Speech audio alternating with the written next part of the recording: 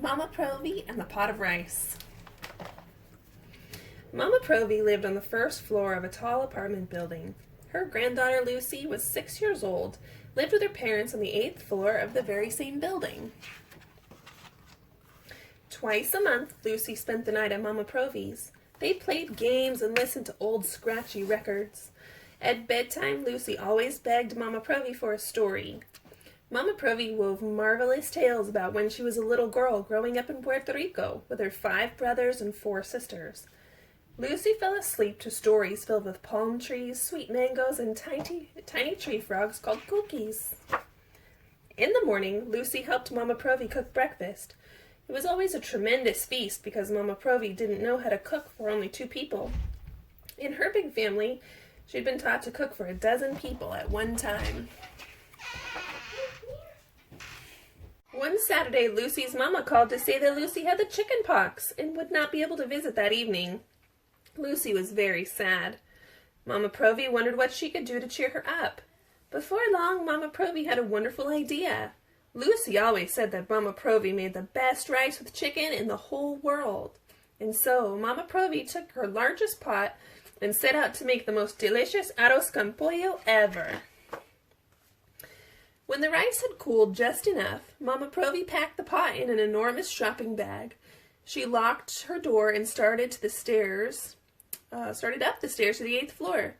Mama Provi never, ever rode the elevator.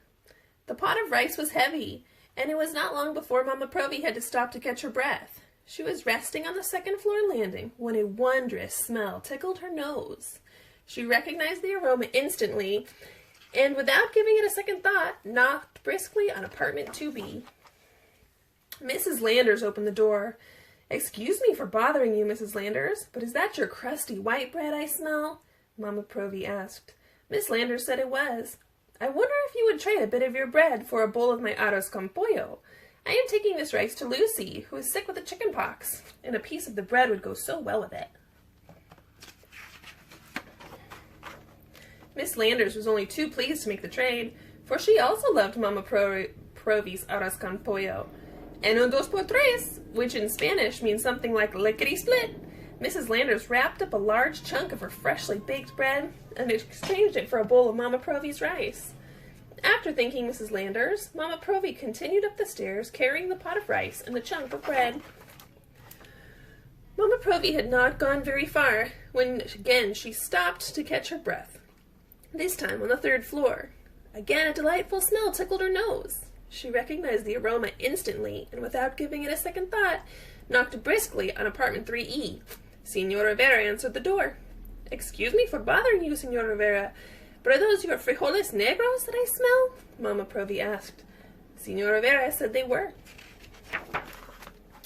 "I wonder if you would trade a bit of your black beans for a bowl of the arroz con pollo I have in this pot. I'm taking this rice to Lucy, who is sick with the chicken pox, and your beans would go so well with the rice." Senor Rivera was only too pleased to make the trade. En un dos por tres, he poured a generous helping of his beans into a container and exchanged it for a bowl of Mama Provi's rice. When Mama Provi reached the 4th floor, she was surprised to find Mrs. Bazzini from apartment 4G waiting for her.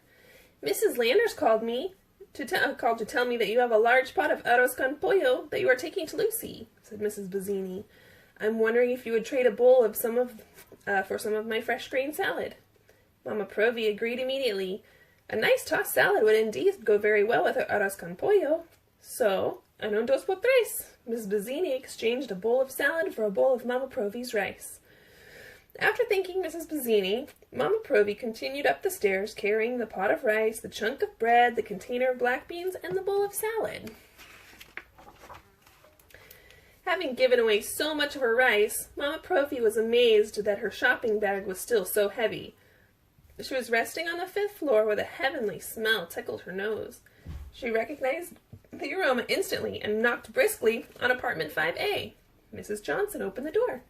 "Excuse me for bothering you, Mrs. Johnson, but are those your collard greens that I smell?" Mama Provi asked. Mrs. Johnson said they were. "I wonder if you would trade a bit of those greens for a bowl of the arroz con pollo I have in this pot. I'm taking this rice to Lucy, who is sick with the chicken pox, and your collard greens would go so well with the rice. And en dos por tres, Mrs. Johnson wrapped up a generous portion of her collard greens and exchanged it for a bowl of Mama Provi's rice. When Mama Provi reached the 6th floor, she bumped straight into Mrs. Wu.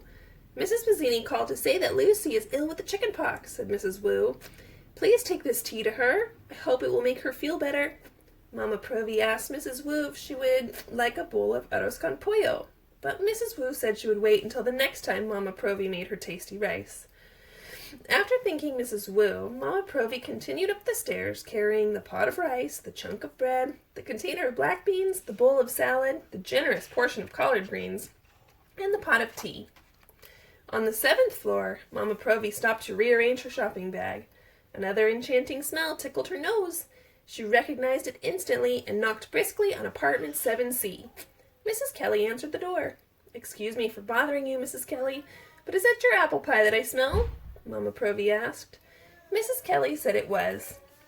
I wonder if you would trade a sliver of your delicious apple pie for a bowl of the arroz con pollo I have in this pot. I am taking this rice to Lucy, who is sick with the chicken pox. And your apple pie would make such a nice dessert.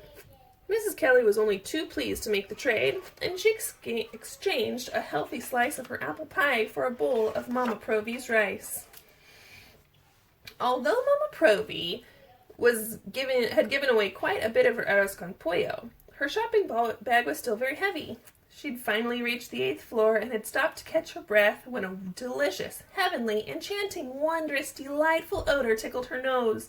It was her arroz con pollo, Mrs. Lander's fresh-baked bread, Senor Rivera's black beans, Mrs. Bazzini's green salad, Mrs. Johnson's collard greens, Mrs. Wu's tea, and Mrs. Kelly's apple pie. Without giving it another thought, she knocked briskly on the apartment 8F. Lucy answered the door. She was covered with spots. Excuse me for bothering you. Are you the little girl who is too sick with chicken pox and cannot come to visit her grandmother? Lucy said she was and hugged Mama Provi as hard as she could. Mama Provi pointed to the enormous shopping bag. Together, they carried it to the apartment, and en dos por tres, they set up a tremendous feast. Let's eat, said Mama Provi, and that's exactly what they did.